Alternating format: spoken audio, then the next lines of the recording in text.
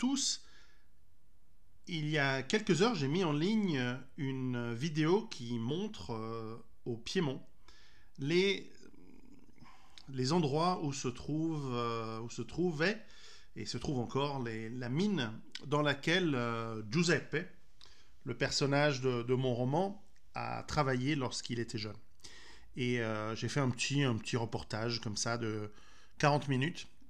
Je l'ai mis sur mon Patreon, je vous encourage à aller le voir. 1 euro par mois pour 40 minutes. Et en cadeau, je voulais vous lire le chapitre. En fait, je dois remettre mes lunettes.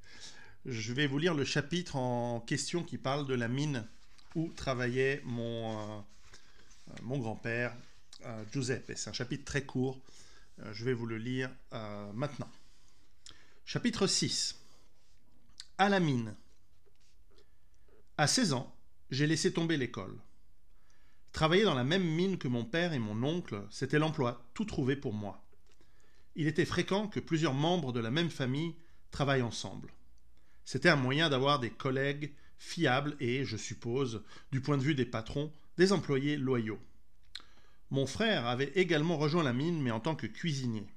Nous plaisantions souvent en disant que la mine était notre affaire de famille. À Ozzano, le ciment était le roi. L'usine de l'Unione Cementi avait été construite par la compagnie des Fratelli Sosso dans les années 1880. Sise dans la partie basse de la ville, l'usine comptait 6 très grands fours qui produisaient de la chaux. Elle était ensuite transformée en ciment, conditionnée en sacs de 35 kg ou directement chargée dans des wagons spéciaux. Le ciment était ensuite directement acheminé par chemin de fer, là où il serait utilisé ou stocké par les diverses industries du pays. La mine avait 2 puits d'accès. Le Pellizza, rejoignant le filon Laurenta, qui s'étendait sur un domaine de plus de 80 hectares. L'Ecola, lui, donnait accès au Biandra Ecola. Ces 2 filons étaient reliés entre eux par un tunnel souterrain de près de 3 km. Et chaque puits était équipé d'un ascenseur de 4 mètres de large qui descendait jusqu'à une profondeur de 25 mètres. Le reste de la descente, jusqu'à la zone d'excavation, située plusieurs centaines de mètres plus bas, s'effectuait à pied. D'après les ingénieurs, la mine s'enfonçait à 4000 mètres de profondeur. Non, à 1000 mètres de profondeur. 4000 mètres, c'est le Mont Blanc. Je continue. Le minerai était transporté hors de la mine sur des wagonnets à travers 2 tunnels baptisés Verro et Cavallera. Le minerai des mines voisines de Rolasco et Cognolo était amené à l'usine par bennes suspendues. Chaque matin, 6 jours par semaine, nous commencions notre journée à 7 heures. Avec notre équipement de travail, nous empoignions chacun une lampe et un casque et nous descendions. Nous creusions à tour de rôle en alternant avec le changement des wagonnets et leur acheminement vers l'ascenseur principal. Les plus qualifiés d'entre nous avaient droit au marteau-piqueur, électrique. Mais pour tous les autres, la roche s'entamait à la pioche. Heureusement, le tuf était si tendre que l'usage de la dynamite n'était pas nécessaire.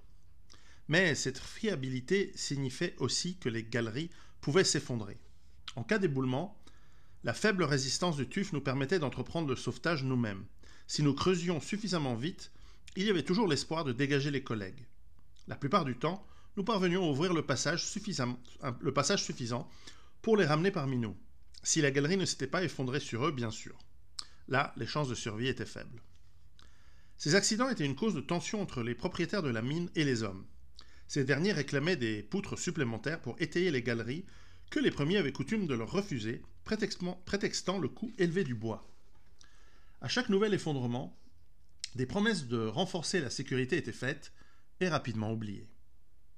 La majeure partie des mineurs d'Ozzano venaient de familles paysannes. Ils étaient dépourvus de cette culture des luttes sociales typiques des ouvriers de l'industrie ou des ports dans les grands centres. Nous retournions donc à chaque fois travailler en nous contenant de remâcher notre éventuel mécontentement. La température souterraine était constante et agréable tout au long de l'année. La poussière que nous inhalions au quotidien était moins plaisante. Elle colonisait progressivement nos poumons et devenait une source de toux chronique. C'était un travail pénible, mais nous savions tous ce que nous faisions. Nous pouvions voir le résultat de nos efforts à la fin de la journée. C'était très concret, tout comme le salaire, qui était somme toute assez bon. très court extrait de mon roman Giuseppe qui marche très bien et qui a eu beaucoup de succès. Je ne sais pas si je vous avais montré, en fait le roman est illustré, il y a pas mal de photos, il y a pas mal d'images d'archives d'ailleurs. Et par rapport au chapitre que je viens de lire, il y a bien sûr quelques photos liées voilà, aux travailleurs dans les mines. Le privilège de l'homme blanc de construire les villes européennes à la sueur et au sang du travail. Je mettrai le lien si vous souhaitez lire ce roman. À très bientôt. Ciao.